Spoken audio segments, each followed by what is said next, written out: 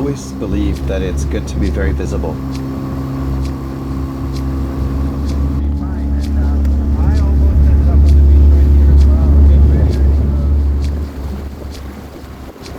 One doesn't have to look very hard to find my name adjacent to transgender woman. I've heard from a lot of people really positive things about seeing a pride-related flag out on the water. Boats that come and visit anchor next to me and put up their pride flags.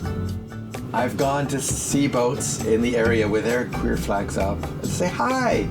And the first thing they ask is, are you on that boat over there with the pride flags?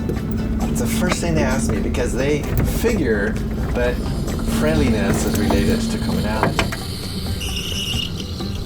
I feel very safe on the Senatu or on my boat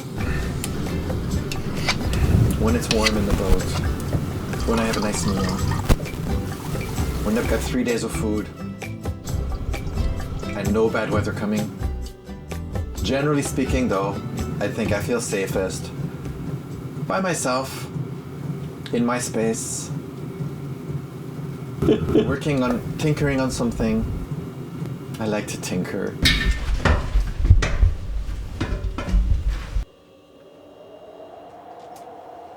I'm a trained mechanical engineer, and a naval architecture, my specialty was fluid dynamics and cable vibration and fluid flow. Lots of math, all the math. Some other boats, and then we can see the shoreline right there, but we don't see the freighters yet. And we zoom out a little bit more. That it's clear right now. There are no boats in the direct vicinity. This. You go. Pressures. It makes me laugh. There you go. It used to work up here. This is where this boat worked. Oh, my phone is. This blink. I'm using these blink things. I have to say I'm not enamored.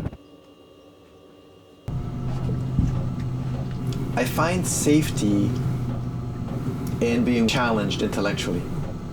And I get intellectually challenged in so many ways.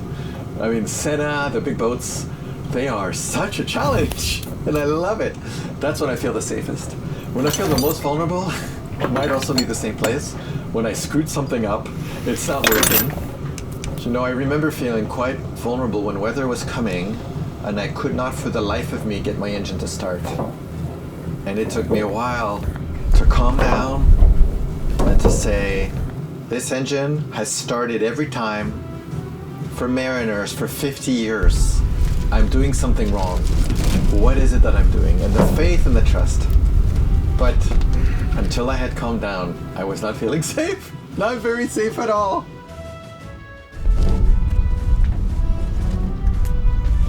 And they've fallen over twice in the wind, the ones that are at an angle. So I'm getting better at it, but I'm still not a good solar panel manager.